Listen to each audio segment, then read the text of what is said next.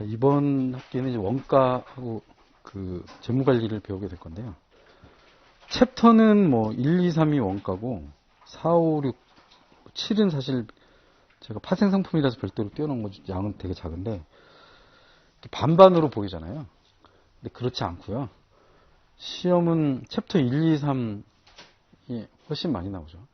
재무관리가 굉장히 시험 적게 나오고 그 멀티플은 특히 적게 나와요. 재무관리는 한 문제 정도가 그 시뮬레이션으로 출제가 거의 돼요. 그러면 재무관리는 뭐 11%에서만 10몇 프로 정도밖에 안 되기 때문에 굉장히 양이 적고 시험도 그렇게 어려운 내용을 다루고 있진 않아요.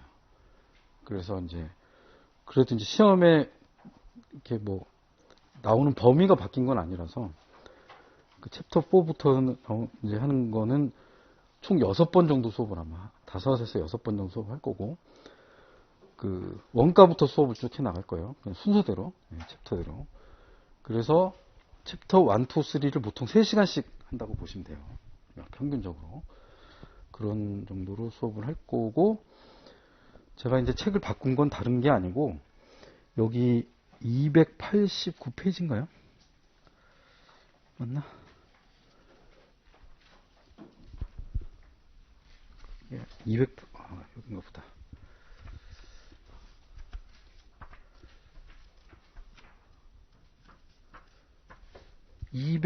229페이지부터가 멀티플이에요. 멀티플을 뒤로 뺐어요.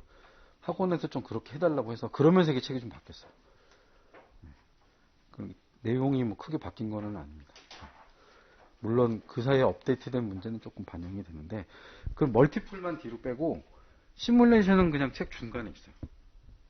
시뮬레이션까지 뒤로 빼고 하면 오히려 그래서 그 뒤로 빼고 문제만 있고 답이 없고 그런 건 아니라서 여러분들 그냥 이렇게 푸시면 되고 수업 시간에도 뭐 다는 못 푸는데 한 80% 정도는 또 대부분 해설이 있으니까 간단하게 설명이라도 해드릴 생각이에요.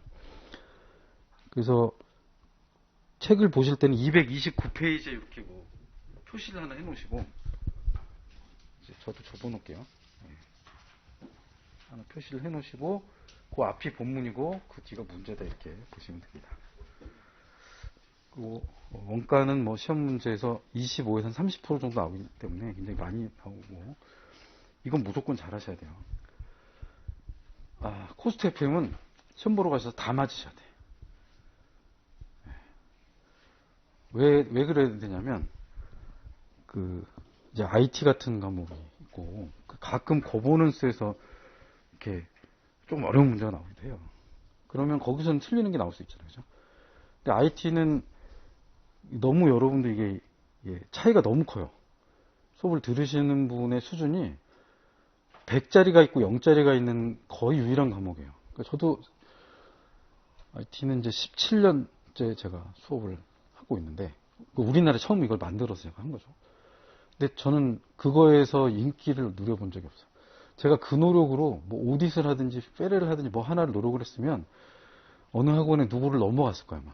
근데 그 이유는 딱 하나인데 여러분이 경영학과를 나온 것도 아니고 중고등학교 때 IT 물론 여러분 중학교 때 IT 배우죠. 고등학교 때도 요새는 배우더라고요.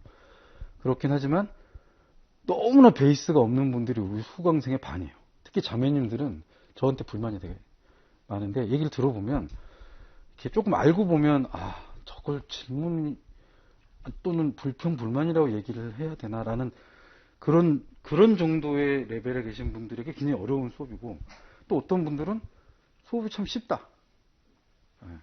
그럼 뭐 이렇게 백과사전 책을 그냥 요약만 해서 책 써도 될 것 같은데 이렇게 얘기하는 두 개 너무 차이가 커서 그 중에서 여러분이 스스로 아실 거 아니에요, 그죠? IT에 대해서 문외한이다. 나는 거의 문학 소년소녀급이다라고 하시는 분은 코스트 F만 시험에서 90% 이상 맞히셔야 돼요. 아시겠죠? 그러지 않으면 75점 넘기도 어렵고 또 이렇게 좀 경영학과 다니면서 평상시 공부를 이렇게 열심히 해 오셨으면 이 BEC가 참 쉬워요 또. BEC는 이게 참 정말 극과 극인 것 같습니다. 공부를 거의 안 하고 붙는 분들도 많고요. 죽도록 한 데서 한 두세 번 모시는 분들도 많아요. 근데 그거는 여러분의 지능지수 차이가 아니고 여러분이 학교에서 공부해온 배경, 그 다음에 자라온 배경의 차이기 때문에 그건 여러분 그냥 이렇게 본인의 입장에 따라서 열심히 노력을 하시면 될 것 같아요. 자, 3페이지부터 보겠습니다, 여러분.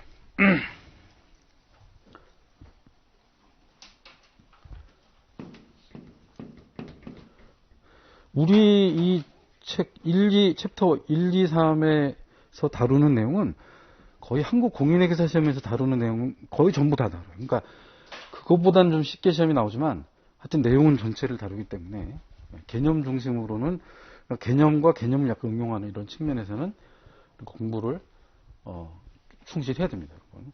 특히 여러분 이 수업은 회계의 베이스가 없으시면 또 이것도 또 힘들어. 하여튼 이렇게 계속 이렇게 서로 쌍끌이 형태로 공부가 될 수 있도록 회계도 공부를 하시고 이렇게 하셔야 돼요. 첫날부터 인벤토리 얘기를 할 거니까 인벤토리가 뭔지 모르면 이제 물론 간단하게 설명은 드리겠지만 공부를 약간 안 보신 그런 부분은 페레도 보완해서 보시면 좋을 것 같아요. 그래서 이 1, 2, 3 챕터 1, 2, 3을 요즘은 뭐라고 부르냐면 관리회계라고 해요. 그 옛날에는 원가회계, 고급 원가회계 이렇게 배우게 됐고요.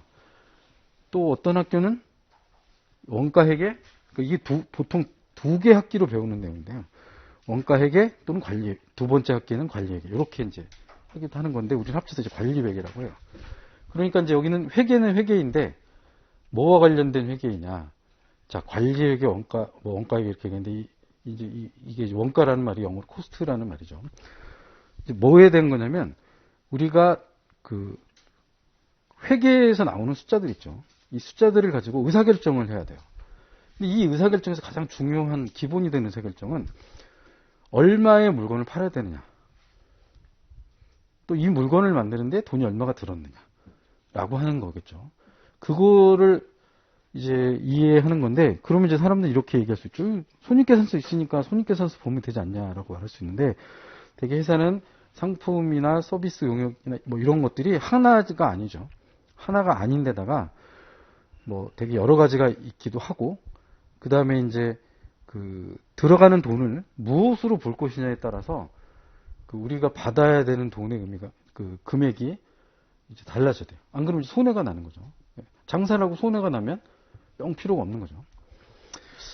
예를 하나 들어보면 우리가 이제 자동차를 이제 하나 만들면 보통 이제 그 자동차에 대해서 뭔가 막 이렇게 글 같은 것도 많이 그리고 유튜브도 되게 많이 있죠. 그러면 이제 그 지금은 그런 게 많이 없어지긴 했는데 자동차만 하나 만드는데 얼마인데 이렇게 비싸게 파냐 이런 방송들을 이제 많이 이제 막 하고 욕도 하고 막 그렇게 얘기를 하는데 이제 그분들 얘기를 들어보면 이런 거예요. 산타페 하나가 얼마 정도 하냐 3,500만 원 정도 하면 옵션이 적은 걸 하나 살 수 있어요. 그죠? 그래서 산타페가 3,500만 원입니다. 그죠? 그러면서 이제 방송에서 뭐라고 하냐면 이게 철판값이 얼마다 이거죠. 여기 들어간 부품값이 얼마다 이거예요. 그리고 뭐가 얼마야? 다 합치니까 한 1,500만 원 나온다 이거예요. 요거를 3,500만 원을 판다 이거죠. 우리 여기서부터 얘기를 좀 해야 되는데. 그러면 여러분 그러면 그 자동차 회사가 산타페를 1,500 그 사람이 막 제시한 여기 차 안에 들어간 모든 구성품을 다 하니까 1,500만 원이 나와요. 그럼 이 사람은 1,700만 원 받으면 차를 그러고 팔면 산타페를 팔면 잘하는 걸까요? 아니죠. 왜 아닐까요? 그 사람이 얘기한 거에는 몇 가지 빠져 있는 게 있어요.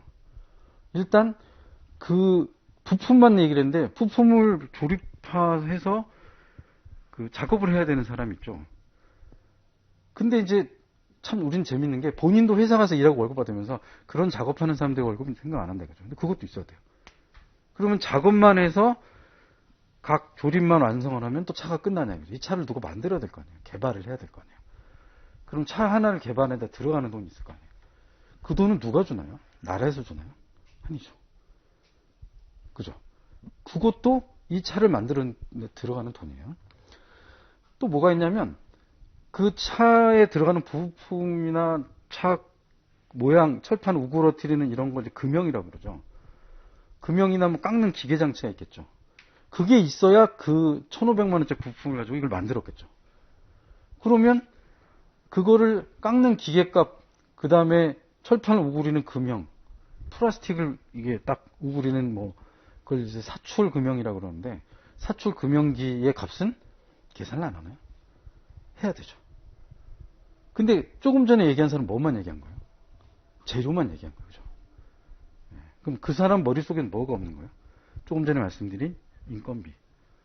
그 다음에 이 연구 개발하는 데 들어간 돈. 그 다음에 이제 뭐 금형이나 기계에 대한 돈이 빠져 있는 거예요. 자, 근데 이제 여기서부터 얘기는 이제 시작이 되는 거예요. 그러면 원가라고 하는 거는 우리가 이제 한국말로 딱 번역해 생각하면 우리가 물건을 만들거나 서비스를 제공하기 위해서 들어간 돈이에요. 들어간 돈이에요. 맞죠? 한마디로 그런 거예요. 들어간 돈. 그걸 이제 원가라고 불러요. 그런데 그 원가에는 좀 전에 말씀드린 것처럼 그런 재료들도 있고 연구개발비도 있고 뭐 이렇게 금형이나 기계값도 있고 인건비도 있다라는 거죠. 이게 또 성격이 다 틀려요. 그 얘기를 이제 오늘 거기에도 오늘 수업 시간에 다 다루게 되는데, 어쨌든 원가는 한마디로 말해서 그 뭔가 물건을 만드는 거나 서비스를 제공하는데 들어간 돈인데, 이게 이제 재밌는 게 뭐냐면 우리가 지금 얘기하는 이제 산타페를 팔아요. 그럼 산타페를 만들기 위해서 여러 개를 막 갖다 놨죠. 그리고 산타페를 만들었어요. 예. 그러면 바로 팔리나요? 바로 안 팔리죠. 물론 요즘은 거꾸로 있는 경우도 있죠. 주문받아서 생산하는 경우의 차도 있긴 하지만 그거는 뭐 굉장히 운이 좋은 거고, 그 대개의 경우는 만들어 놓은 다음에 차가 팔리는 게 아니에요. 그럼 만들어 놓은 거 일단 다 만들죠. 우리가 기업은 내가 돈을 투자해서 뭔가를 다 만든 다음에 물건을 파는 거죠. 그럼 이 만들어 놓은 거, 이거 비용이냐 이거죠. 여기서부터 이제 우리는 원가라는 말을 좀 이해할 필요가 있어요. 이건 만들었어 다.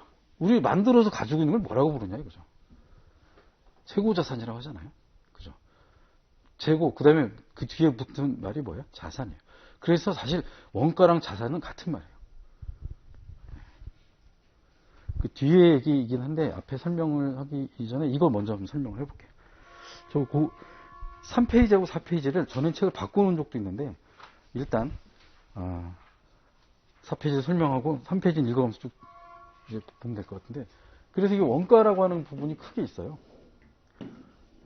그래서 이게 다 만들어 놓은 거예요. 그죠? 만들어 놓은 거. 그럼 이건 결국 이 전체를 자산이라고 볼 수 있죠. 더 정확하게는 재고 자산이에요. 그죠?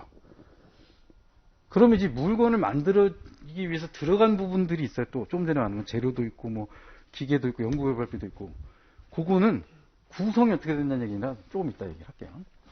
그래서 이 원가는 한마디로 말하면 자산인데, 그럼 이 자산이면 뭐 열심히 물건만 만들고 쌓아놓으면 자산이 많아지네. 그건 그 다음에 끝인가? 안 팔리면 망하는 거 아닌가? 그죠? 그래서 이걸 두 개로 나눠요, 여러분. 여기서 팔린 거, 팔리지 않은 것.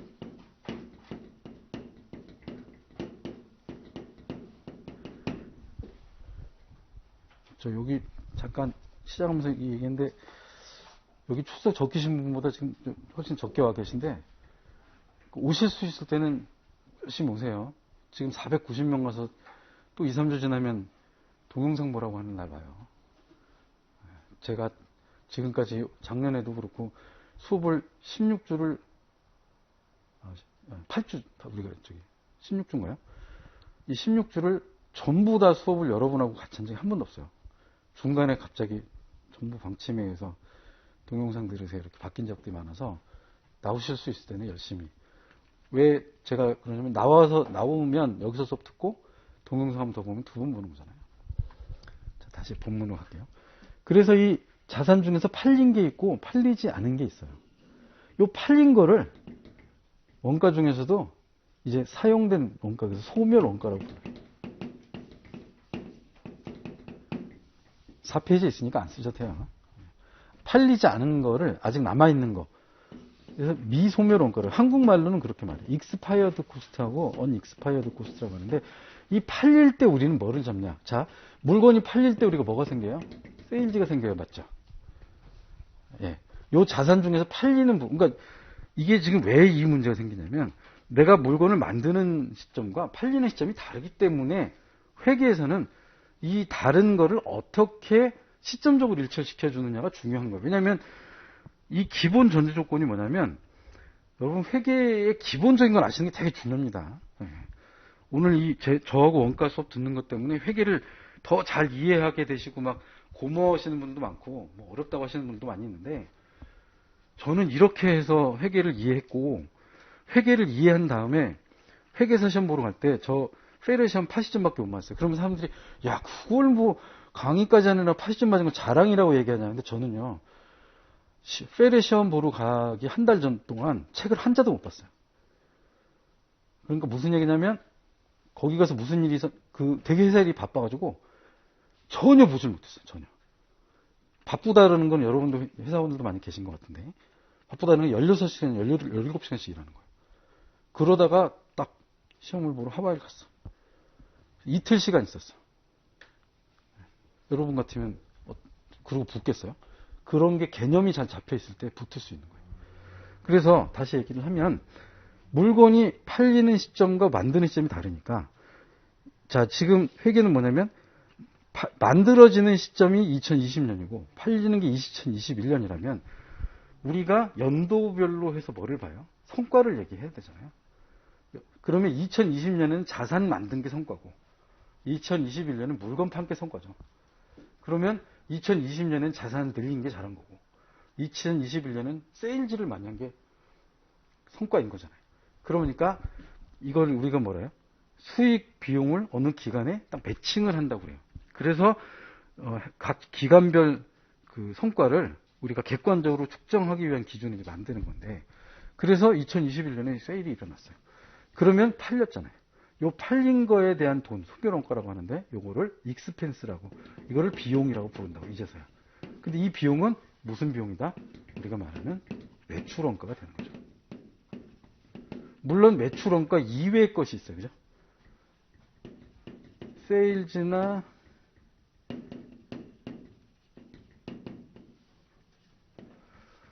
판관비라고 보통 하죠. 여기에 대한 비용도 있긴 있어요. 어쨌든 요 소멸이 되면서 이제 요거는 이제 써보니까 그거에 해당하는 원가를 잡아서 이익을 계산하는 거예요. 그래서 이때 팔렸을 때 들어간 이제 팔린 물건에 대한 금액과 팔리지 않은 거를 합쳐서 우리는 원가라고 해요. 그러니까 원가는 더 가까운 말이 자산에 가깝죠. 그래서 여러분이 원가를 어떻게 해주시면 좋냐면 원가는 곧 재고자산이다 이렇게 하세요. 그리고 재고자산이 빠질 때 그 원가가 뭘로 그러니까 회계 분기로 얘기하면 자산 잡혔던 게 CGS로 가는 거예요. 그죠? 그걸 우리 매출원가 분기라고 하는 거예요. 그게 매달 하는 거예요. 우리가 세일즈를 잡으면서 매달 하는 게 매출원가 분기를 하는 거죠. 그러면 이제 여기서 이것도 하나 얘기할 수 있겠죠.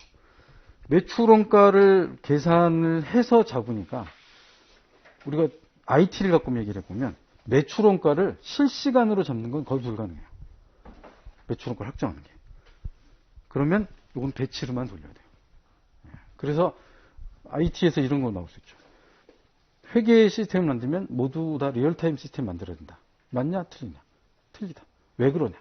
감가상각비나 이런 매출원가 같은 거를 계산하기 위해서는 기말에 다 모아서 푸투게더 해갖고 뭔가를 만들어 봐야 된다라는 얘기인 거죠. 그래서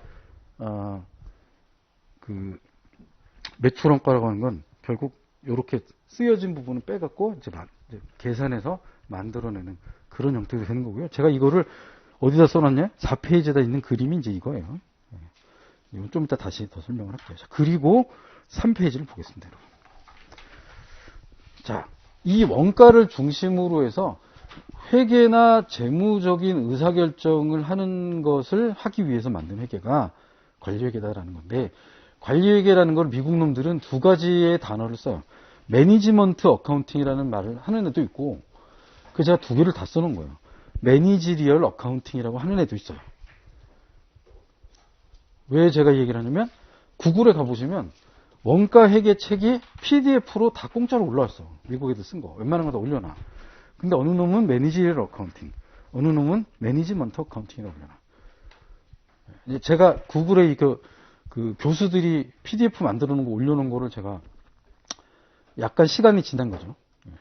몇 년 이전 거만 올려놓고, 최근에 파는 거는 그걸 이제 아마존에 가서 PDF 책으로 사야 되니까, 뭐, 싸게 팔긴 하지만, PDF는. 어쨌든, 이제, 그런 사람들의 걸 왜 보냐면, 걔네들이 출제위원이에요. 그래서 이제 제가 가끔, 얘네들은 연습 문제를 어떤 식으로 자기들 책에다 넣나 보긴 보는데, 그런데 그 놈들도 다 용어를 혼자 했었어요. 그래서 우리말로는 그냥 관리회계 하나죠. 자, 관리회계는 좀 전에 말씀드린 것처럼, 돈과 관련한 거와 관련한 경영 의사결정이 굉장히 중요하거든요. 이게 제일 중요해요. 제일 중요해요. 근데 그런 의사결정을 하기 위해서 지금 말한 여러 가지 정보들을 모아서 기법은 회계죠? 회계죠. 그런 기법을 활용해서 우리가 필요한 거를 만들어 보려고 할 때 우리는 이제 이거를 관리회계라고요. 그럼 얘는 목적이 거기도 써놨지만 플래닝, 컨트롤, 디시전 메이킹, 바이 매니지먼트 하는데 필요로 하는 돈과 관련한 모든 의사결정. 그러니까 돈과 관련한 의사결정은 미리 우리가 사업 계획을 잡을 때도 있고, 그 다음에 경영을 하는 과정에서도 있고, 그 다음에 이제 뭐 아까 말한 이게 얼마 들었다, 얼마 받자 이런 의사결정. 이게 되게 중요한 거잖아요. 물건을 만들고 얼마에 받을 거냐 이거보다 중요한 게 없잖아요. 그런 거에 대한 의사결정을 하기 위해서 있는 게 관리회계다, 그죠? 그럼 이제 관리회계 말고 우리가 원래 알고 있던 건 재무회계죠. 그래서 이제 그 밑에 써 있는 게 재무회계 대 관리회계 이렇게 비교를 해놨어요. 재무회계가 우리가 그 파이낸셜 어카운팅 시간에 이제 배우는 거예요. 우리 중급회계, 고급회계 하는 게 이제 재무회계라고 하는 거죠. 얘는 회계 기준이 있어요. 그죠? 회계 기준은 GAAP. 또 요즘은 뭘 써요? IFRS. 그죠? 그래서 IFRS에 따라서 그러니까 모든 사람이 똑같은 방식과 기준으로 뭘 만드는 거예요? 회계 성과를 보는 거예요. 그게 재무 회계라는 거죠. 그런데 관리 회계는 여기에다가 플러스 뭐가 들어가는 거냐면 우리의 회사의 철학이 들어가는 거예요. 회사의 철학을 넣어서 이제 의사결정 하는 방식. 그러니까 예를 들면 이런 거예요. 여러분 아주 쉬운 걸로 보면 아까 우리가 산타페 얘기를 했는데 산타페의 모든 원가를 생각하듯이 물건값을 계산해서 예를 들어서 음식을 파는 사람이 있어요. 그래서 이 집은 음식값이 좀 비싸. 근데 재료도 좋아. 막 이렇게 해서 음식을 10개를 파나 20개를 파나 일단 몇 개 이상 팔리면 손해가 안 나. 그리고 이렇게 하여튼 이 사람들이 양질의 서비스가 목적이야. 이런 데가 있는데 또 어떤 사람은 짜장면, 요즘도 그렇게 파는 데 있는데요. 짜장면 하나에 2,500원을 파는 데를 제가 봤어요. 더 싸게 파는 데도 있는지 모르겠는데 서울에 있어요. 2,500원 파는 데가. 그래서 거기를 가면 짜장면 2,500원이에요. 근데 거기는 뭐라고 말하냐면 나는 이래도 다 남는다 이거야. 보통 그런 집 물건을 음식을 싸게 팔고 좀 많이 주는 집이 되게 손님이 많아요. 뒤집어 말하면 그냥 맛있고 많이 주고 싸면 장사 잘 돼요. 근데 이 사람의 철학은 뭐냐면 이 건물을 가게 세를 내고 자기도 월급 고정적으로 가져가고 직원들도 월급을 줘야 되고 하더라도 물건 아까 산타페 재료만 했더니 1,500만 원이라고 했잖아요. 그러면 이거 2,500원 팔아서 1,500원이면 순수 재료는 돼. 그럼 1,000원밖에 안 남아. 근데 사실 1,000원이라는 게 웃긴 게 100그릇을 팔아도 10만 원밖에 안 돼요. 우리가 물건을 살 때도 원가를 알면 좀 지금과 다른 방식으로 이해하는 게 좋은데 1,000원밖에 안 남으면 1,000원씩이나 남네 이런 곤란해. 자기들 하루에 인건비가 얼만데. 그런데 이 사람은 뭐라고 생각하냐면 박리다매를 생각하는 거야. 그래서 1,000원씩 남겨서 몇백 그릇을 한국말 그릇이요. 그릇을 팔면 얼마 이상 남는다. 그래서 이 사람은 기본적으로 공혼이익이라고 하는데 공혼이익을 굉장히 적지만 수량 확 늘려서 나중에 나머지 원가를 다 커버하겠다. 이렇게 할 수 있어요. 이게 철학이에요. 제가 지금 말한 철학. 여러분 이 원가하고 재무관 시간에 뭘 배우는 거예요? 세상의 진리를 지금 배우고 있는 거예요. 세상의 진리는 뭐예요? 여러분, 세상의 진리는 돈이에요. 아니에요? 돈이죠. 부모 자식 간의 진리는 뭐예요? 돈이에요. 종교는 당연히 돈이죠. 종교도 돈이에요. 그러면 행복도 뭐예요? 돈이에요. 건강도 돈인 사람이 건강해져. 제가 그 돈 많으신 분들 중에 대부분 돈 많은 사람들 건강해. 왜 건강하고 보냐면 무슨 주사도 엄청 많이 맞아. 우리는 영양제를 사다 먹잖아요. 영양제를 온몸에 다 꽂아. 한 달에 한 번씩 갖고 세 사람이 들어와. 그리고 운동도 트레이너가 막 서너 명씩 붙어가지고 다 시켜줘. 부분별 운동이 따로 있나 봐. 하여튼 다 돈이다 이거죠. 자, 그런 돈에 대한 부분을 어떻게 볼 것이냐는 걸 다루는 게 다시 요건데. 자, 이것을 같은 기준으로 보자. 이게 재무회계. 이거를 내 철학을 넣어서 보자. 이게 관리회계. 그러면 의사결정하는 사람의 목적에 따라서 보려고 하는 게 달라지겠죠. 그래서 재무회계는 외부 보고용 비슷한 기준으로 쓰는 기준이 있고 객관성이 있는 거고, 관리회계는 객관적이지 않고 주관적인 거고, 그다음에 조금 전에 말한 이런 얘기들이 막 들어가는 철학이 들어가 있는 거고, 그리고 내부적인 목적으로 하는 거죠. 사실 어떤 사람은 그래서 산타페 원가가 2,500만 원입니다. 어떤 사람은 3,000만 원이다 할 수 있는 거예요. 이걸 갖고 누가 잘못됐다, 잘됐다라고 얘기하기는 어렵다는 거예요. 왜? 이 사람들의 의사결정을 하고자 하는 기준과 원칙이 그 원가라고 하는 것에 그 계산하고 집계하는데 반영된 거고, 그걸 바로 우리는 관리회계라고 한다. 그래서 그 3페이지 밑에는 표가 있는데, 옛날에는 이 표를 시험에서 막 이렇게 세게 물어보고 했는데, 그런 것보다는 여러분이 이렇게 인터널, 익스터널, 갭, 그 다음에 노 스탠다드, 노 어카운팅 스탠다드, 그 다음에 재무회계는 뒤에 가면 또 얘기를 좀 하겠지만 주로 재무적인 정보, 전표가 여기는 주로 기본적으로 우리 말로 하면 전표라고 하죠. 영어는 전표라는 말이 없어요. 영어에는 전표라는 말이 없고 결산이라는 말이 없어요. 딱 결산하면 뭐라고 할 거야? 크로징 앤 파이낸셜 리포팅? 없어요. 제대로 된 말이 없어요. 우리하고 좀 틀려. 그래서 뭐 주로 이 전표, 우리가 말하는 회계적으로 인정되는 이벤트로부터 데이터를 받아오지만 관리회계는 그래서 그것과 그 이외의 것들이 필요해요. 왜? 어떻게 볼 거냐에 따라서 달라지니까. 그 다음에 이제 뭐 네이처 오브 인포메이션은 이 히스토리컬인데 그 관리회계는 꼭 다른 것도 있을 수 있다는 거죠. 그 정도로 여러분 차이를 구분하시면 됩니다. 이게 예전에는 리튼으로 나온 적도 있는데 글쎄 모르겠어요. 지금은 안 나오지 않을까 싶은데 혹시 몰라서 제가 표로 하나 정리를 해놨어요.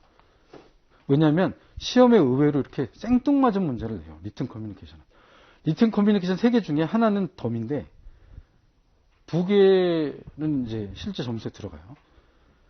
근데 뭐 잘 모르겠어요. 프리테스트 문제가 하나씩 있다고 하는데 3개를 다 맞힌 사람하고 2개 맞힌 사람은 점수가 약간 다른 걸로 봐서는, 아니면 이 3개 중에 뭐 1번이 프리테스트일 수 있는데 1번, 2번을 제대로 쓴 사람이 있고 2번, 3번을 제대로 쓴 사람이 있어요. 그러면 1번, 2번 제대로 쓴 사람은 3번을 못 썼으니까 얘가 점수가 5점밖에 안 돼야 되잖아요. 근데 아니더라고요. 어쨌든 다 잘 쓰시면 좋아. 그건 아닌데 어쨌든 한 문제는 프리테스트예요.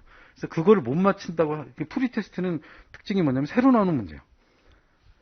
완전히 처음 보는 문제는 상당수가 프리테스트라 그것 때문에 시험에 당하실 필요는 그래서 없어요.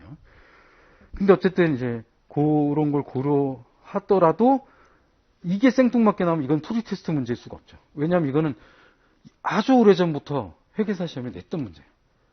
그래서 관리회계와 재무회계에 비해서 관리회계는 뭐가 다르냐 이렇게 물어볼 수 있고, 관리회계와 재무회계의 차이점이 있다. 그 차이점이 레귤레이션과 관련된 거다.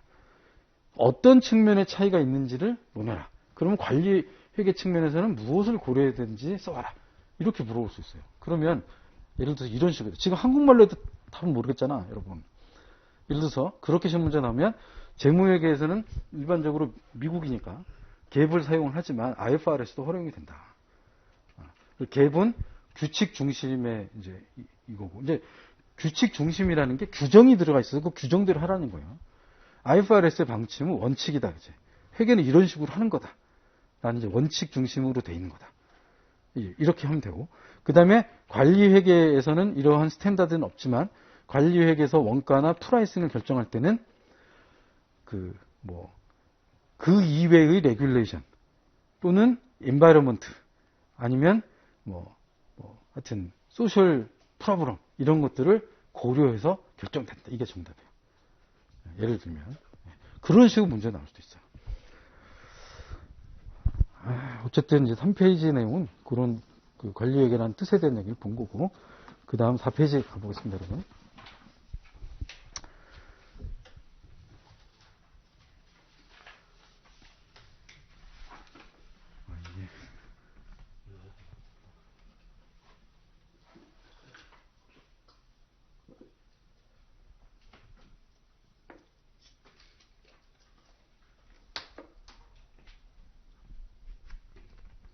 자, 4페이지는 이제 그래서 요 내용을 이제 써놨어요. 써놨는데 그 4페이지에서 그래서 코스트는 제가 물건을 만드는데 들어간 돈이라고 했는데 표현을 세크리파이스라고 했네요. 세크리파이스가 희생된 거다라는 게 아니라 used up, 사용되었다는 뜻으로도 쓰여요. 그래서 이 리소스가 사용됐다라고 하는 것을 이게 번역한 한국말 책을 보면 리소스의 희생이다 이렇게 번역을 해놨는데 그거는 영어를 잘못 번역한 거고 used up에 쓴 거예요. 쓴 거. 그런 의미입니다, 여러분. 그 다음에 익스펜스라고 하는 것은 그 쓴 거 중에서 무슨 과정에서 레베뉴를 발생시키는 과정에서 이게 영어도 이제 아시죠? 이거 영어 시험입니까? 실제로 인커드된 그러니까 소멸된 돈이다라는 얘기인 거예요. 그 다음에 하여튼 물건이 팔릴 때 하는 거고 어떤 거는 이제 우리가 물건을 만들기 위해서 쓴 돈인데요. 여기 안 들어가는 게 있어요. 여기 안 들어가는 거. 여기 안 들어가는 거는 자산을 잡은 적이 없으니까 뭐예요? 비용을 잡아야 돼요. 대표적인 게 뭐냐면 여러분 광고 선전비요. 아직 우리 물건 안 팔았는데 올해 광고를 막 했어. 그런 경우에 이 광고 선전비는 여기 안 들어갑니다. 여러분. 그건 그냥 올해도 비용이고 내년에도 비용이에요. 그게 여기 들어가는 거죠. 이쪽에. 여기가 뭐예요? 이건 이제 그 매출 원가 매출 총익을 구성하는 항목이고 여기 영업이익을 구성하는 항목이죠. 그 밑에는 이제 영업의 경상이익을 구성하는 항목으로 되어 있는 거죠. 그 다음에 이제 예외가 있는 거예요. 경상도 예외이긴 하지만 어쨌든 이제 그런 것을 비용이라고 한다라고 이제 말을 하고 있어요. 거기 이제 써 있는 말이 그런 거예요. 이 네 개의 이렇게 문장 있죠? 코스트 익스펜스 밑에 써 있는 문장 중에서 한 개 문장은 제가 쓴 건데 나중에 뭔지 찾아서 맞히시면 언제 중간 시험 볼 때쯤에서 맞춰주시면 맞히신 분께는 초콜릿 하나 드리도록 할게요. 제가 쓴 이게 이제 다른 분이 쓰신 거를 인용한 거 말고 제가 쓴 게 있어요. 이 중에 하나 찾아보세요. 나중에. 그 다음에 이제 요 말이 있는데 요거를 거기 있는 책을 보시면서 제가 여기에다가 이제 에셋이라는 말을 썼어요. 그죠? 재고자산이라고 왼쪽에 써놓고 그 밑에 뭐라고 써있냐면 이제 그 위에는 재무상태표에 들어간 거, 그러니까 대차대조표에 들어가는 거라고 했고 판매될 때 재고자산에서 빠져서 원가로 간다고 위에 써놨는데 밑에 보면 인벤토리 밑에 뭐가 있어요? 인벤토리 모양이 있어요. 인벤토리 모양. 요게 3개예요. 우리가 이제 줄거리 장창 배우게 될 이 내용인데 그러면 재고자산 3가지 유형이다. 그죠? 첫 번째는 재료.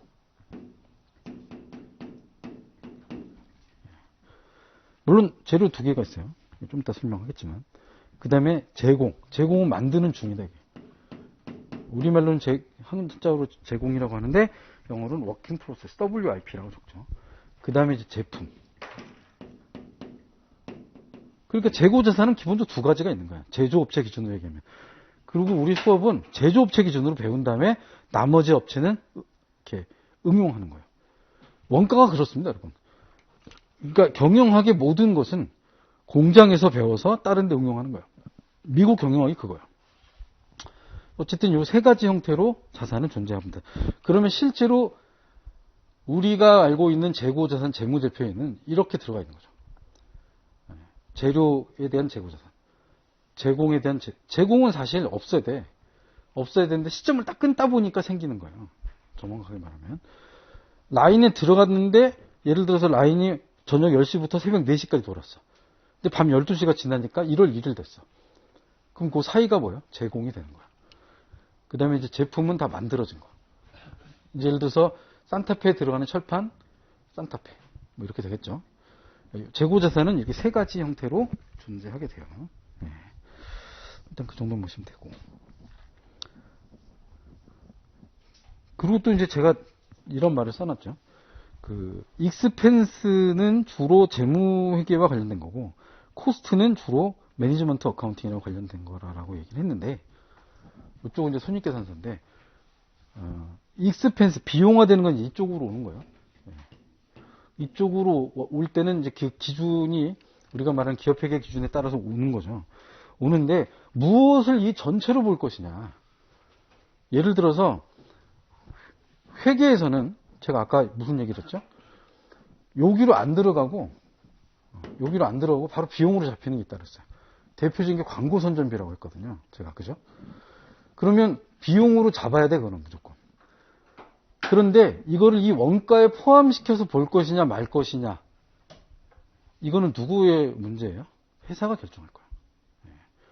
광고 선전비로 작년에 비용 잡았어도 내년에 물건 팔 때 나는 원가로 볼 거야. 그런 비즈니스가 있죠. 광고 선전비가 중요한 비즈니스. 특히 여러분도 많이 하시죠. 그 굉장히 그 단순한 게임 있잖아요. 스마트폰으로 하는 거. 이렇게 옛날 테트리스하고 비슷한 거 이렇게 막 맞히고 그러는 거. 이런 거는 자기네가 그런 게임을 개발하고 난 다음에 뭘 많이 해야 되냐면 광고를 많이 해야 돼요. 그래서 주로 무슨 앱에다가 올려주면 1포인트 주기, 2포인트 주기 막 그거 하죠. 저도 그래서 지금 그 L포인트 그걸 하루 종일 해요. 그 계속 광고 보기를 누르면 게임이 계속 나와요. 그 광고 보기를 계속 하다 보면 한 30원쯤 모을 수 있어. 30포인트. 내가 뭐 하는 짓인지 가끔 나도 모르겠어. 이렇게 하다 보면 막 그렇게 하게 되는데, 어쨌든 그런 것들이 관리회계적인 측면에서 볼 때는 내가 팔아야 되는 물건 서비스 값에 어떤 사용되어지는 원가로 볼 수 있잖아요. 아닐 수도 있고. 그죠? 그래서 그걸 무엇으로 볼 거냐. 그러니까 결국 원가라고 하는, 그래서 그게 간단하게 정리하면 원가는 관리회계에 관련된 거고, 비용으로 이렇게 확정돼서 어떻게 빠져나가는 것부터는 재무회계와 관련된 거다라고 얘기하는 거예요. 그러면 이런 얘기가 되는 거죠.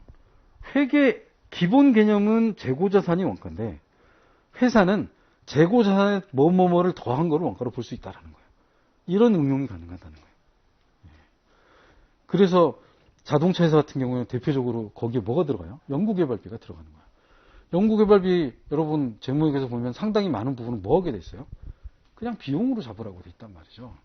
근데 이거를 연구개발비를 5년치, 보통 차를 만들면 한 5년 파니까 5년치 차 파는 거에 들어가는, 이따 설명을 할 고정원가 안에 집어넣어 놓을 수 있는 거예요. 그랬다가 차를 팔면서 이제 이 고정원가까지 까서 돈이 얼마큼 들었다라고 할 수 있는 거예요. 맞죠? 그런 의미로 보면 예를 들어서 다시 이번 학기는 전에는 뭐 피자 갖고 한참 얘기했는데 이번 학기는 차만 갖고 얘기할 것 같은데, 예를 들어서 기아자동차에서 차를 하나 만들고 엄청난 손해를 본 차가 하나 있어요. 기아자동차 차 만들고 손해 본 적이 별로 없어요. 별로 없어. 근데 이 차는 만들고 거의 진짜 몇 천억 손해를 봤어요. 그게 뭐냐면 카렌스라는 차예요. 그러니까 옛날 카렌스 말고 마지막에 팔던 카렌스. 무슨 얘기냐면, 카렌스라는 차를 팔고 거기 원재료가 들어가고 뭐 이런 것들을 다 해서 적자가 아니라, 차를 워낙 많이 전 세계적으로 몇 대를 못 팔아가지고 그 연구개발비가 2,700억이 들었는데 그 중에 800억만 이 차 파는 데서 말하자면 이제 매칭을 해서 이제 캐치업을 했고, 나머지 1,700억인가? 이 돈은 그냥 비용으로 쓰고 끝났대요.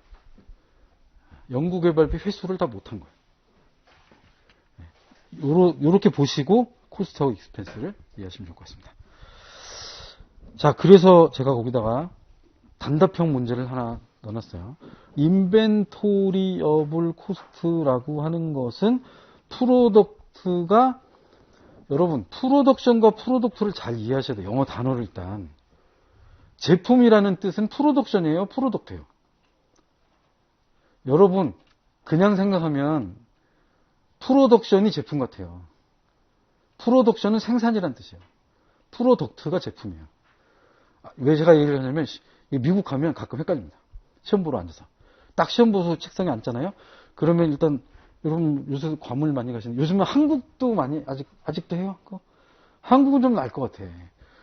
저 하와이 딱 가니까요.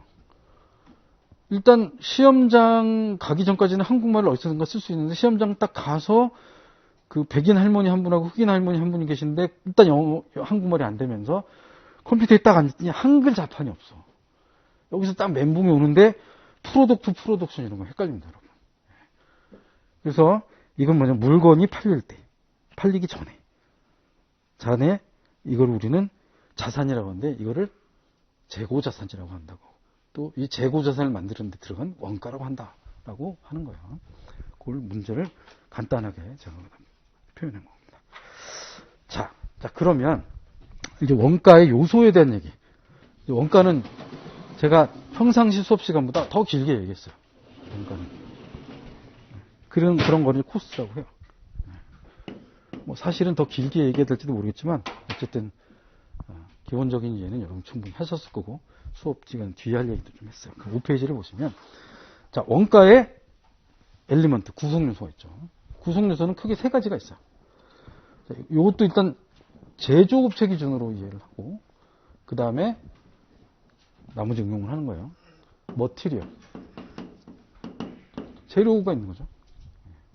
그 다음에 인건비가 있어요. 이거를 U를 써도 되고 안 써도 돼요.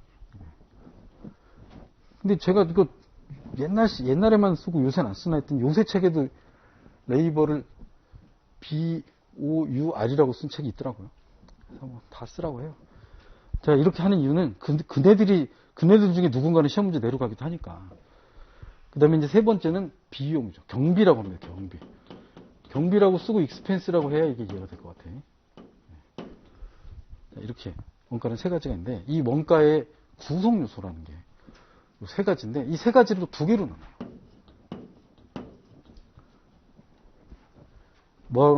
디렉트와 인디렉트로 나눠져요.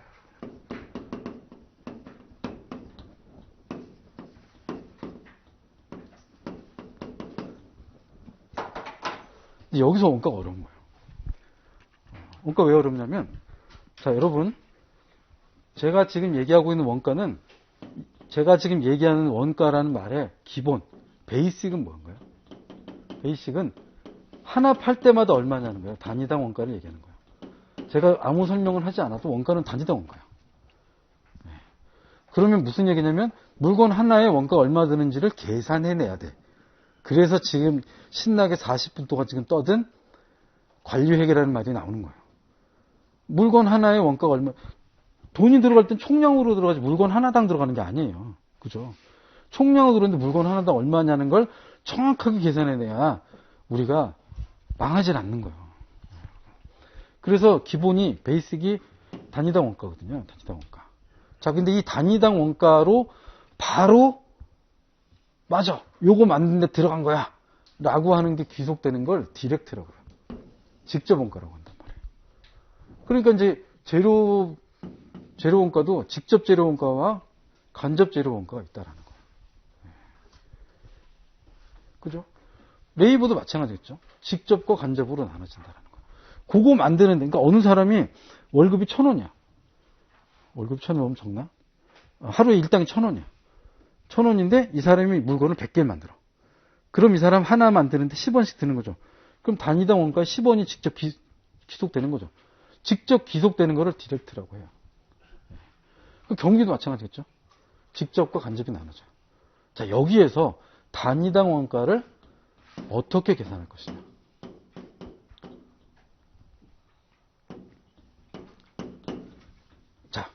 이제 여기에 이제 세 가지가 나오는 겁니다. 첫 번째는 직접 귀속하는 거예요. 이거는 그냥 다른 게 없어. 어떠한 시오리도 없어요. 얘는 그냥 이 단위당 원가로 그냥 가면 되는 거죠. 네, 이거는 쉬워. 근데 문제는 이 인디렉트가 두 개로 나눠져. 이거는 간접으로 발생하는 거니까 뭐를 해줘야 돼요? 네, 여기서 어려운 말 하나 우리가 해야 돼. 우리가 이제 이걸 배울 거여서 얼로케이션을 할 거라는 거죠. 네, 얼로케이션. 배분을 해야 된단 말이죠. 이때 배분하는 방법이 합리적 기준이 있어서 하는 경우.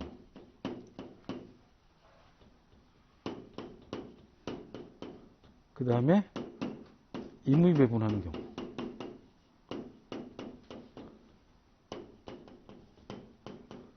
그래서 원가 요거 하나 만들어지는데 이걸 위해서 계산하기 위해서는 세 가지를 해야 돼요. 직접 기속, 합리적 배분 기준에 의한 배분, 그 다음에 임의 배분. 자, 임의 배분 이런 거예요. 뭐 해서 좀 남았어. 차이가 났어. 그냥 이거 매출원까지 차가 맞아. 이런 거예요. 이게 임의 배분이에요. 우리 좀 오늘 이거 배웁니다. 임의 배분. 요 세 가지가로 하는 거예요. 그러면 예를 들어서 뭐 여러분 혹시 말은 들어보셨나요? 뭐 예를 들어서 활동별 원가 계산. 이런 거는 그걸 나름대로 합리적인 배분 기준이 있다라고 해서 만든 거예요. 그러면 여러분이 직접 원가요. 직접 원가는 예를 들어서 뒤에 배울 건데 ABC를 한다. 우리가 활동별 원가 계산을 한다라고 했을 때 이 활동별 원가 계산에서 직접 원가는 포함이 되나요? 안 되나요? 당연히 안 되는 거예요. 얘는 이론이 없다고 그랬잖아. 그러니까 다른 의견이 없다가 아니라 시오리가 없다고요. 그냥 귀속하는 거지 뭐. 여기 이론이 무슨 필요가 있어? 시오리가 왜 필요해? 그럼 나중에 무슨 기법에 의해서 무슨 방법에 의해서 원가를 뭐 하는 수많은 이론들이 요새도 막 나오고 있는데 거기에 얘는 대상이 아니에요. 일단 이 말을 모르면 원가의 A를 모르는 거예요. A, B, C, D에서. 그래서 이거는 그냥 무조건 직접 귀속하는 겁니다. 그래서 이걸 갈라내는 거예요. 그래서 이게 많으면 얘는 별로 의미가 없어. 예를 들어서 전체 우리 코스트의 90%가 디렉트야. 그럼 나머지는 그냥 N빵 하면 되는 거야. 이 N빵이 뭐야? 임의배분이에요. N빵 하는 게. 여기다가 기여분 계산하고 뭐 이 짓 하는 게 합리적 배분 기준을 쓰는 건데 이거는 필요한 경우에만 하면 돼요. 근데 우리는 이걸 주로 배워요. 이걸 배워.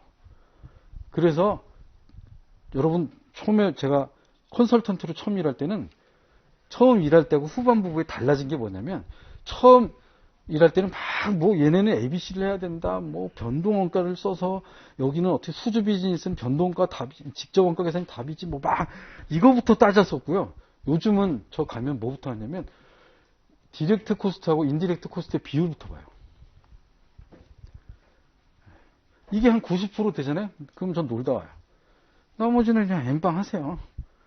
돈 뭐 많이 쓰실 거 없어요. 이거 하려고 전산 만드시는 그게 또 재앙이지.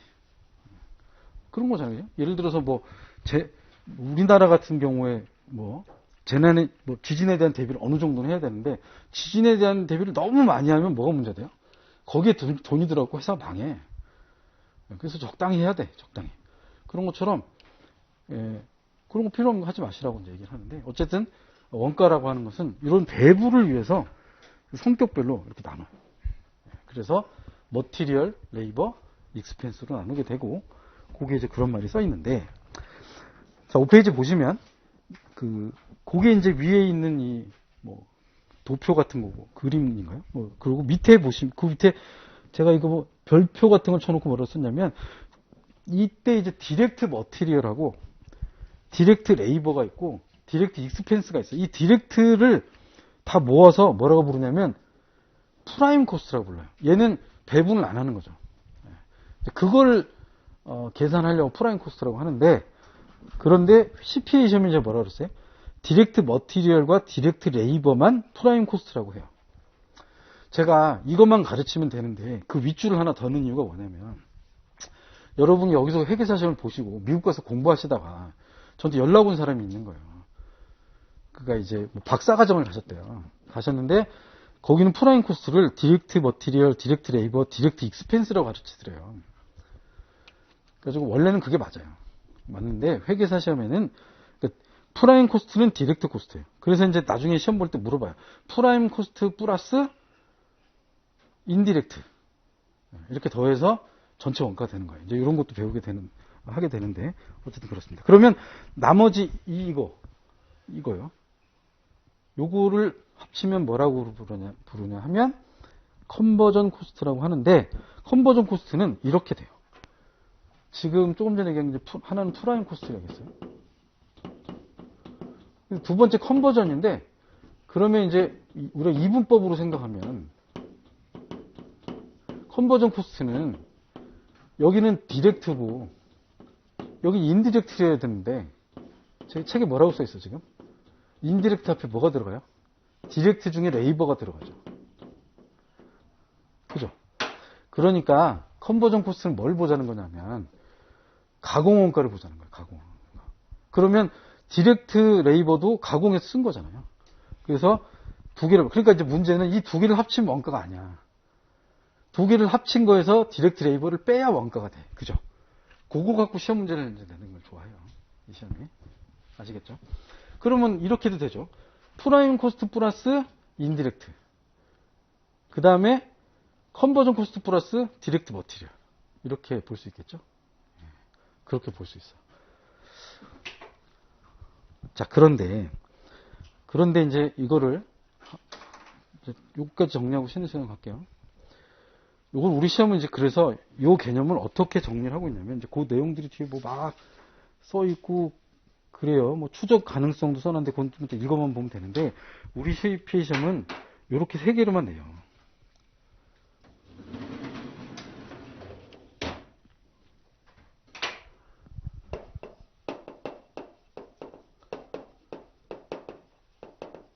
디렉트 머티리얼.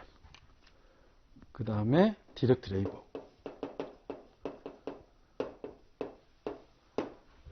그리고 나머지를 다 모아서 뭐라 하냐면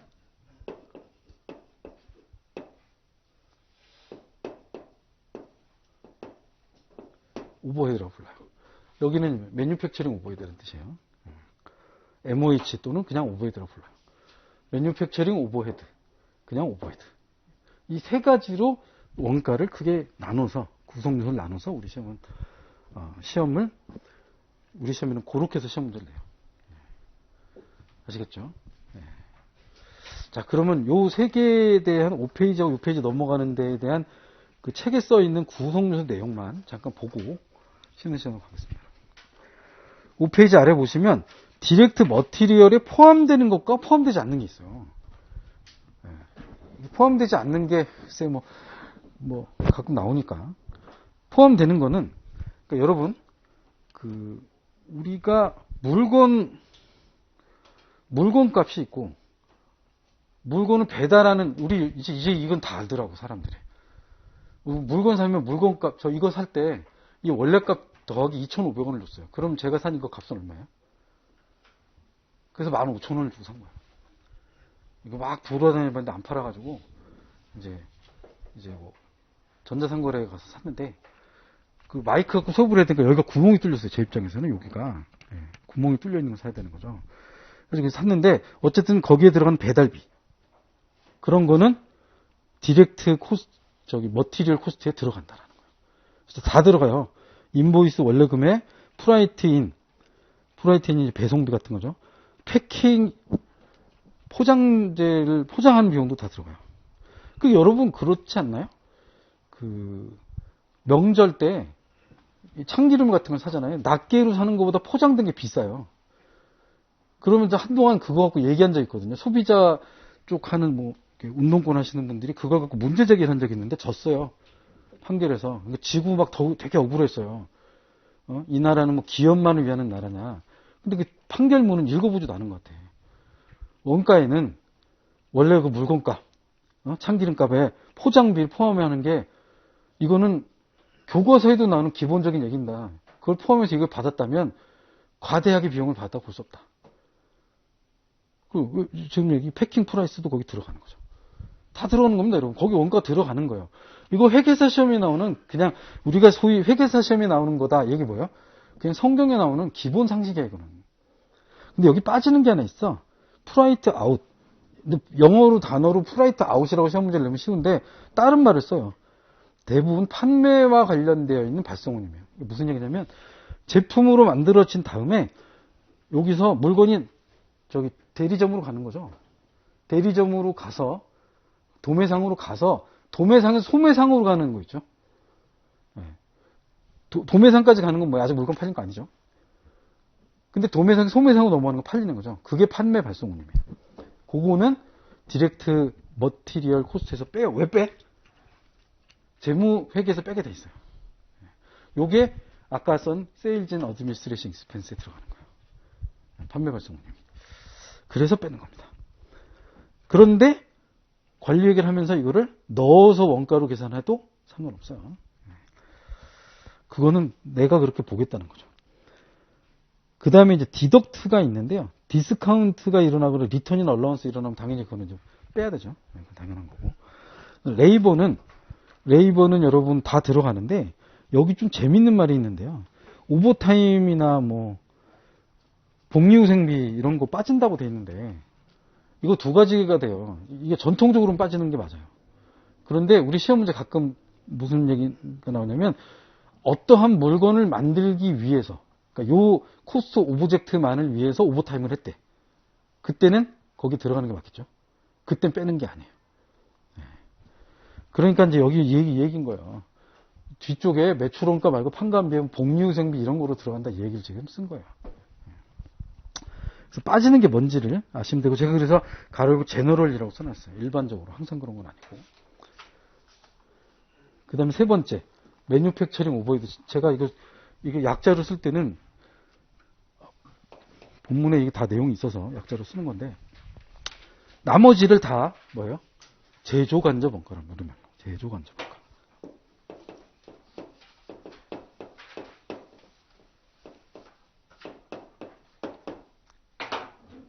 그러면 여러분 아까 거로 돌아가서 이거 물어볼까요? 다시? 요 세 개 중에서 요 두 개 요거나 요거는 선택입니다, 여러분. 오하겠죠? 엔드도 될 수 있지만 요거는 누가 대상이 되는 거예요? 얘가 대상이 되는 거예요. 그죠?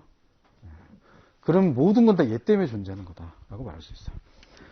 자, 그리고 6페이지는 제가 요거를 그냥 써놓은 거라서 여러분 읽어보시면 될 것 같습니다.